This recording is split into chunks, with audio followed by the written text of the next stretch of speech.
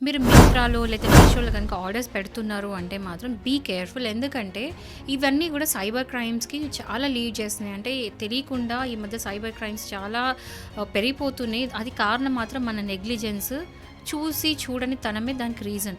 అంటే మనం కొన్నిసార్లు మన బిజీ లైఫ్‌లో మనం ఏదో స్ట్రెస్‌లో, టెన్షన్‌లో బిజీగా ఉండడం వల్లనో, ఏదో చెప్తూ ఉంటే ఏదో ఆలోచించి మనం ఆ పనులు ఇష్టం వచ్చినట్టు ఓటీపీస్ ఇవ్వగానే ఇచ్చేస్తూ ఉంటాం.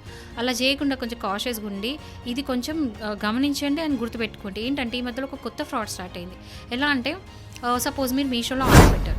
పెట్టిన తర్వాత పర్సన్ ఏం చేస్తాడంటే మీ ఇంటికి వచ్చే కంటే ముందే అంటే ముందే ఒక 10 మినిట్స్ ముందే మీకు కాల్ చేసి మీ ఇంటికొస్తున్నాము, మీరు ఇంట్లో ఉన్నారని అడగడం కామన్ అది. అడిగినప్పుడు 10 మినిట్స్ ముందే ఈవెన్ మీ ఇంటికి రీచ్ కూడా కాకముందుకే ఓటీపీ చెప్పమని అడుగుతారు. చెప్పమన్నప్పుడు వీళ్ళేం చేస్తారంటే ఎవరైతే ఫ్రాడ్‌స్టర్స్ ఉంటారో, ఫ్రాడ్ చేసేవాళ్ళు ఉంటారో, వాళ్ళు ఈ డెలివరీ మెన్‌తోని కలిసి చేసే కథ ఇది.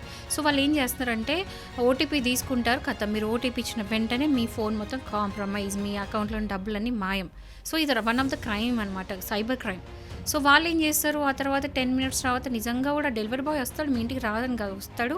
ఏం తెలియనట్టే ఉంటాడు. బట్ ఆ లోపలనే మీ డబ్బు మాయం. ఇదేంటంటే సైబర్ క్రైమ్ బ్రాంచ్ వాళ్ళు మనకిచ్చిన ఇది ఒక వార్నింగ్ లాంటిది. ఓటీపీస్ అనేది వాళ్ళు డెలివరీ బాయ్స్ ఇచ్చే కంటే ముందే మీరు ఇవ్వద్దు. మీ ఇంటి దగ్గరికి వచ్చిన తర్వాత మీరు వెరిఫై చేసుకోవాలి అని మెసేజ్ వచ్చినప్పుడు కూడా ఏదో తొందరలో ఇచ్చేయకండి.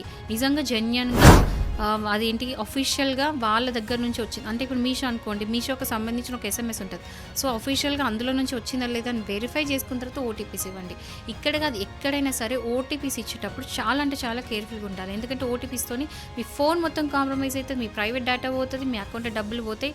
మీ ఫోటోస్ పోవచ్చు. ఏమైనా పోవచ్చు. సో, ఫ్రాడ్‌స్టర్స్ అనేది ఎక్కడ అయినా ఉంటారు. జాగ్రత్త మాత్రం ఉండండి. సో, నెగ్లిజెన్స్ ఉండొద్దు and prevention is better than cure. So, just be careful.